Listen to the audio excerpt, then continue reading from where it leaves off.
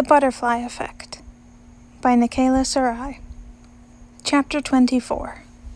The Final Decision. Thomas caught Roman's wrist in the nick of time, preventing the actor from throwing his pocket watch into the river below. "What are you doing?" he demanded, heart hammering in his throat. Of all the things he'd expected when he reappeared to hear Roman's choice, this wasn't it. Regret? Yes. Sorrow? Yes. Fervent apologies? Sure. But throwing his watch? No. Roman raised an eyebrow, his other hand gesturing. "I thought that was obvious, Thomas." He rolled his eyes, tugging the actor back inside, away from the balcony and its river view. "Throwing my watch away isn't how you end a warp, Roman." He knew Roman wasn't happy with how it all turned out, but throwing the watch away? He hadn't expected that. Though maybe Thomas would drop the thing in the ocean himself once this warp was over. Of course, with his bad luck, the watch would barely last a week in the depths before someone managed to find it. He let go of the actor, taking a step back.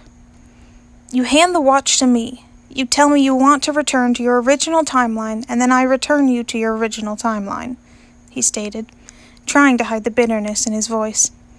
It was his fault this warp was ending in green. His cursed fault. "That's how you end this." Roman frowned, dropping the hand holding his watch to his side. "You really think so little of me?" he asked. Thomas blinked. "What do you mean?" It was obvious what was about to happen. There was no need to soften the blow by pretending to even consider it. He'd known Roman's choice the moment he told him he was mute. Silence his voice? Forever? No, Roman wouldn't let that happen. Roman clicked his tongue, sighing. "Sparkles." He slipped the watch into his pocket, freeing up both hands to sign. "I choose." Thomas tensed, heart leaden in his chest. There was no reason to drag it out. He knew the outcome. To stay. Thomas's vision tunneled, focusing in on the sign frozen on Roman's hands, a dull roar sounding in his ears as he swayed. What? Stay? No.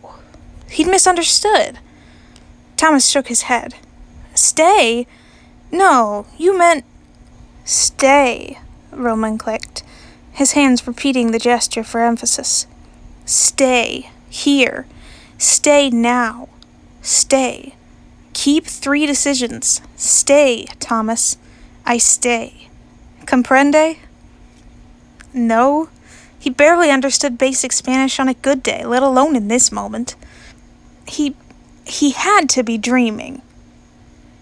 "You want to stay here?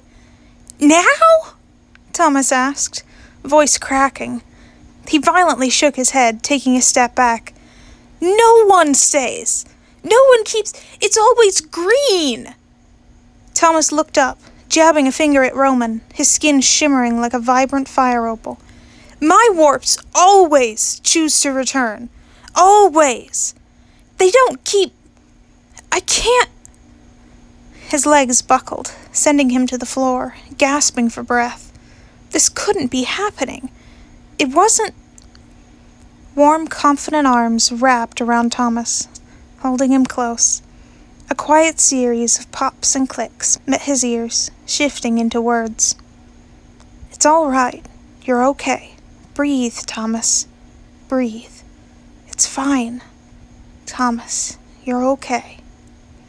Gentle hands ran through his hair, soothing him. Even now, after all this, Roman was choosing to comfort him? It should be the other way around. Somehow, he found his voice. "You'll be mute," Thomas whispered, shoulders hunching as Roman's hand paused in his hair. "You won't be an actor. How could you choose this?" Roman exhaled, a breathy sound, before he clicked. "How could I not? Pat, low, fertile. They have more to give than I do as an actor." Thomas shook his head, pushing away, staggering to his feet. You can't! He trailed off, seeing Roman's tender smile, his eyes shimmering with their own tears as he also stood. The actor swallowed, hands gesturing. I can. He shrugged, pulling out the pocket watch, and placed it gently in Thomas's hands, closing his fingers over the cool surface, before Roman pulled away, flashing him his widest smile. I had my 15 minutes of fame, Thomas. It's time to give my friends a chance to shine, he signed. The watch flashed gold, vanishing back into the time stream before Thomas could stop it, its job in this warp done. It wasn't fair. Thomas searched Roman's eyes. It wasn't fair. This was supposed to be a chance to help Roman obtain a better life. You're sure? He whispered. You can't change your mind after this point. The actor nodded without any hesitation. Yes, he signed firmly. I'm sure. Confirmation. Thomas took a steadying breath. Okay, he said, reached out, brushing Roman's cheek, his hand glimmering as the time stream swirled around them, twisting and turning into its new course as he removed his golden anchor points from Roman's lifeline. What once was will no longer be. I give you the life of your chosen 3, Thomas whispered, allowing the actor's lifeline to fade back into the time stream, his nearly beige thread quickly disappearing among the more vibrant reds, greens, and blues. Roman exhaled, closed his eyes, his hand rising to touch Thomas's fingers. Thank you, he signed. His heart twisted, a sob threatening to choke him. Don't thank me. Please, don't thank me for this. Thomas inhaled shakily, pulling away, grabbing blindly for a ripple of time to take him away. May you find happiness in your future decisions, Roman, he said, his voice echoing as he fled, vanishing from the actor's sight. Thomas collapsed as soon as the commons of the ethereal plane appeared, curling into a ball, tears streaming unchecked down his cheeks as he broke down, barely hearing the celebratory cheers of multiple time genies, and Joan's, You got a golden, Thomas! You did it! Before they cut off, the room falling deadly silent as Joan whispered, Dude, you okay?